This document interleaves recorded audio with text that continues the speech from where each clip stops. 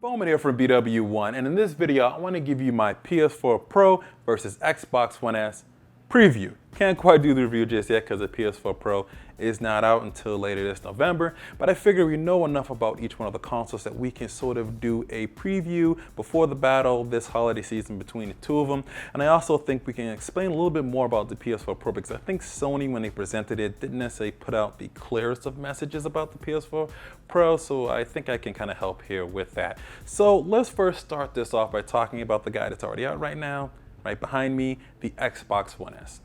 So the Xbox One S is a smaller, sleeker, more compact version of the Xbox One. It's about 40% smaller than the original Xbox One, and now includes the internal power supply inside of it, so the power supply is built into it.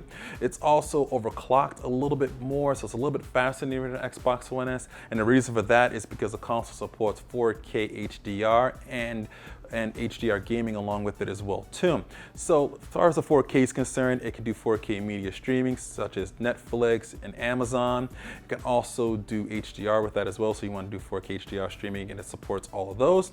It also has a built-in Ultra Blu-ray drive, so you can get the highest quality of 4K with it. If you're going to watch Ultra Blu-ray disc or buy any of those, you'll be able to get 4K HDR with that natively on the Xbox One S, which is pretty cool that they kind of added that there. Now, as far as HDR in terms of gaming, now that's something that you can do with it. Games like Gears of War 4 are going to be able to support that new high dynamic range. If your TV supports it, you're going to see that in Gears of War 4, which is a pretty cool addition to have with it. Now, it doesn't do any actual 4K gaming. There isn't any improvements with that. 4K gaming is not on this console. They never did mention that. The 4K is really restricted to media and content such as apps, such as movies, TV shows, and Blu-rays and stuff like that. That's what they're talking about there with 4K, not necessarily with the gaming aspect of things. So the Xbox One S, really the point of that console, it's really all about really getting people to buy an Xbox One, because the original Xbox One, a lot of people have some problems with some of the things there. So they sort of went around and fixed some of the things and tweaked some of the things people did not like about the original one and put it inside of here. And this is going to be the eventual replacement, I feel, for that, because they do have Project Scorpio coming out, which is the much more powerful console they're coming out with next year, around a year from now, when we should be seeing that come out. So you can see they're kind of probably trying to push that away and put the Xbox One as a sort of that now the console that everybody should buy. So that's the Xbox One S. Now moving on to the PS4 Pro. Now when you compare the PS4 Pro to the Xbox One S from a spec perspective, you'll see that the PS4 Pro is indeed a more powerful console, especially in the GPUs. You can see the teraflops are a lot higher. And the reason for that is because this is sort of doing a number of different things here. The PS4 Pro is a 4K and HDR streaming device. It is a 4K and HDR gaming device, and it's also a VR console at the same time. So three things that they sort of have going on here with it.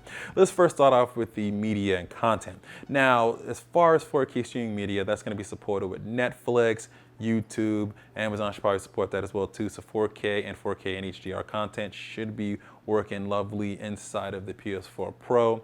Now, one thing that's very interesting about the media that they sort of admitted here, there isn't an Ultra Blu-ray drive with it. It's just a standard Blu-ray drive. So as far as physical media is concerned, you're limited to Blu-ray. So you won't be able to get the highest level of 4K HDR content available and the highest quality, because you won't be able to use Ultra Blu-ray disc, which I think is a really bad admission from Sony here. That's kind of weird.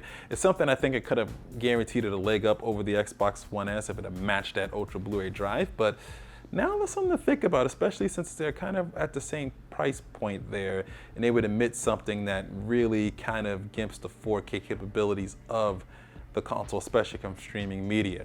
Now, as far as gaming is concerned, you're going to be able to do 4K gaming and 4K HDR gaming. All that's going to be included. Now, is it doing it native, full, brute force 4K? No, they're not doing that. They're doing a whole bunch of different technology and software tricks and sort of different ways of going about it to kind of present games within 4K, and taking advantage of those features.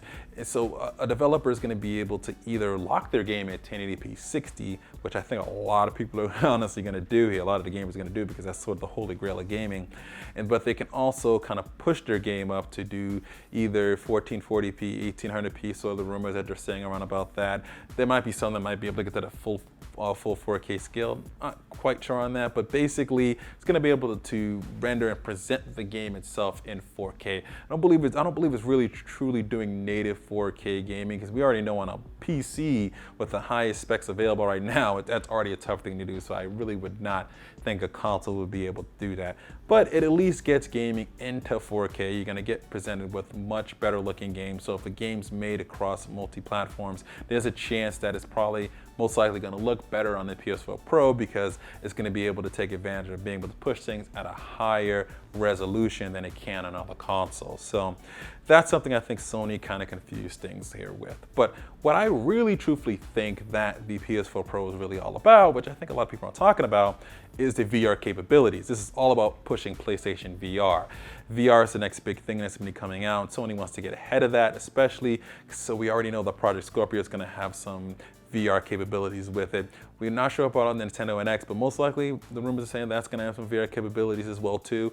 So it makes sense for Sony to sort of get ahead of that here. They're all basically trying to make their own VR push, get into homes, get their version of the Oasis out there for my Ready Player One fans.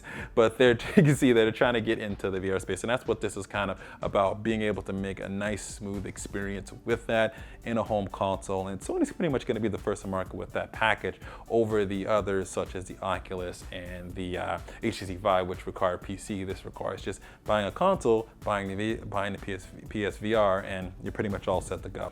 That's sort of our preview between the PS4 Pro and the Xbox One S.